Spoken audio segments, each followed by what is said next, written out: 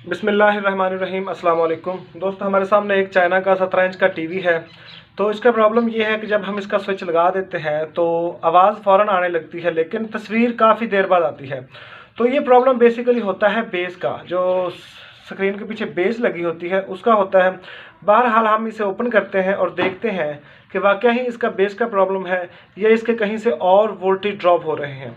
तो चलिए स्टार्ट करते हैं। ये आप भी देख सकते हैं, स्विच इसका हमने लगा दिया है और आवाज़ भी आप लोगों को आ रही है और ये रेड लाइट भी चल रही है। तो तस्वीर इसकी काफ़ी देर बाद आहिस्ता आहिस्ता आएगी। तो ये प्रॉब्लम भी हमने आपको बेसिकली दिखा दिया है। तो चलिए अब इसे हम ओपन करते हैं और स्टार्ट करते हैं। लिखवा दो वरना मैं। तो फर्स्ट ऑफ ऑल मीटर को हम डीसी वोल्टेज पे सेट करेंगे, 200 वोल्टेज पे सेट कर लेते हैं। और सबसे पहले हम इसके 180 वोल्टेज चेक करते हैं, उसके बाद हीटर के वोल्टेज चेक करते हैं। तो मीटर की एक पिन को हम ग्राउंड कर देते हैं यहाँ इस टीवी के अर्थ के साथ, लोहे के साथ। तो अभी हम सबसे पहले इसके 180 वोल्टेज चेक करेंगे। 180 वोल्टेज यानी कि 180 वोल्टेज तो ठीक आ रहे हैं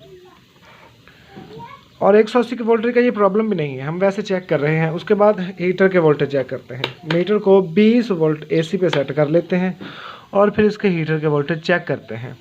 तो ये आप देखें, हीटर के भी 6-7 वोल्टेज ठीक आ रहे हैं। तो अभी हम आपको बताते हैं कि इसका प्रॉब्लम क्या है और ये कैसे सॉल्व होगा। तो ये प्रॉब्लम होता है इस वाइट बेस का, क्योंकि इसकी जो पिनें हैं, इसके जो सुराख हैं, उनमें कुछ जंग वगैरह या लूजिंग जब पैदा होती है तो उस वक़्त टीवी की जो गन्ने हैं वो डायरेक्टली इनसे वोल्टेज वसूल नहीं कर सकती और इन्हें गर्म होने में 4-5 मिनट या 10 मिनट लग जाते हैं। उसके बाद ये वोल्टेज प्रोवाइड करती हैं और उसके बाद जो है वो स्क्रीन आती है। तो इस लूजिंग की वजह से हमें ये वाइट बेस जो आपको नज़र आ रही है, इसकी ये चेंज करना होगी। तो हम इसे चेंज करते हैं और उसके बाद टीवी का स्विच लगा के देखते हैं क्या हमारे टीवी की तस्वीर फ़ौरन आती है या फिर भी कोई प्रॉब्लम करती है। So let's start.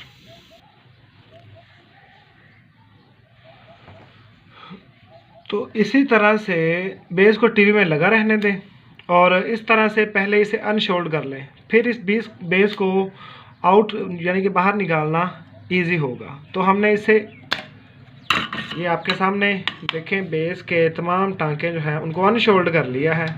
ठीक है, तो अभी हम बेस को वापस की जानब खींचेंगे इस किट को, तो बेस जो है वो स्क्रीन के साथ ही रह जाएगी और उसके बाद उसे ईजीली निकाल लेंगे। तो इस बेस को, पुरानी वाली बेस को हमने अनशोल्ड करके, ये देखें, इसे हम बाहर निकाल लेते हैं अनशोल्डिंग करके इसकी। ठीक है, और इसके साथ से ये वायर भी उतार लेंगे और इसके जैसी हमने एक और बेस लगाई है, ठीक है, इस किट में।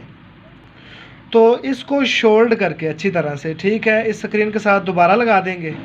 सो अभी हम इसे शोल्ड करके स्क्रीन के साथ दोबारा लगाते हैं और उसके बाद टीवी का स्विच लगाकर आपको दिखाएंगे कि क्या हमारी टीवी की तस्वीर फ़ौरन आती है या नहीं। तो डेफिनेटली टीवी की तस्वीर जो है वो फ़ौरन ही आएगी।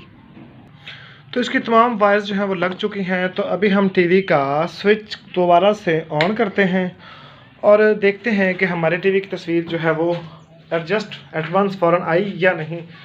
तो स्विच हम ऑन करके फर्स्ट साइड पे आए हैं, तो ये आप देख सकते हैं कि हमारे टीवी की तस्वीर फ़ौरन आ गई है। तो ये इसका सिंपल सा स्टेप था, सिंपल सा फार्मूला था इसकी तस्वीर को ओके करने का। So please Umar Electro TV को